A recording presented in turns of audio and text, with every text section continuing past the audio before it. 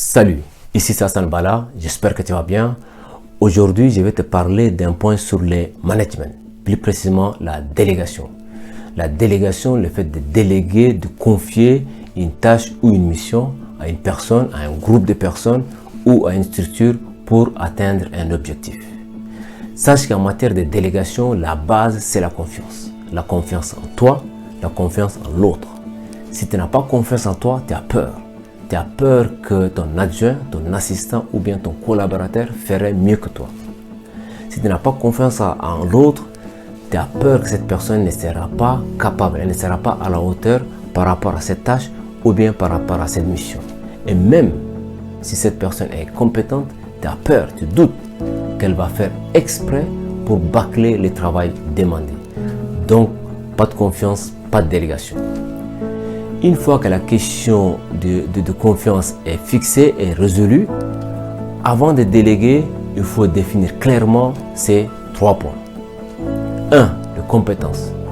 Est-ce que la personne qui sera sollicitée a les compétences requises pour cette tâche ou bien pour cette mission? Si oui, elle est compétente, le deuxième point sera le moyen.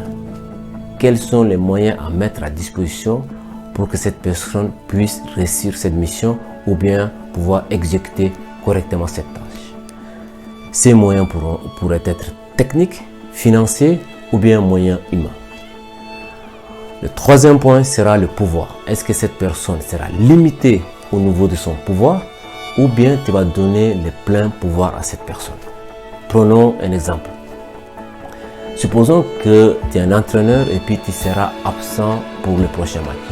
Évidemment, logiquement, tu vas annoncer à ton équipe de cette absence. Tu vas aussi dire la raison, le motif de cette absence.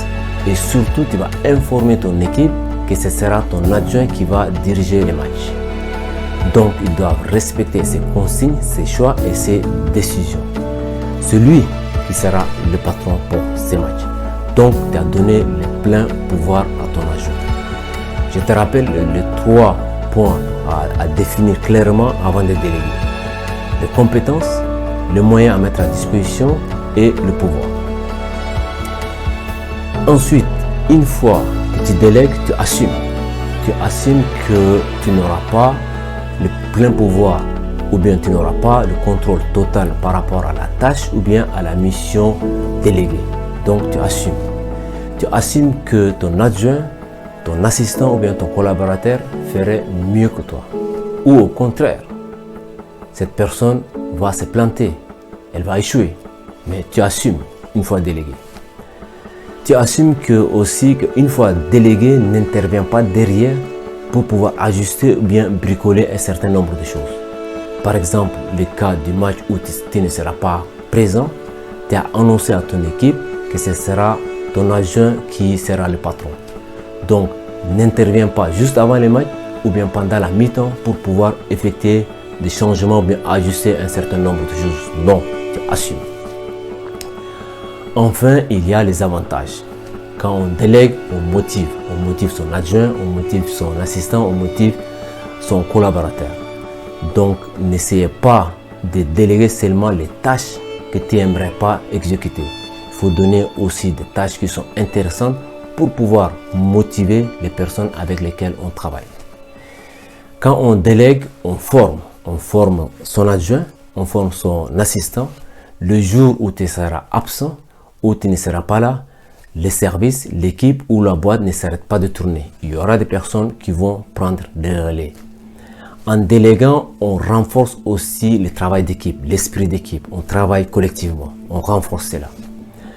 Et quand tu délègues correctement, si tu anticipes et tu délègues correctement, tu ne seras pas submergé, tu ne seras pas débordé au niveau de ton travail. Donc, tu seras efficace dans ton travail au quotidien. Voilà, ces points sur le management et plus précisément sur la délégation arrivent à son terme.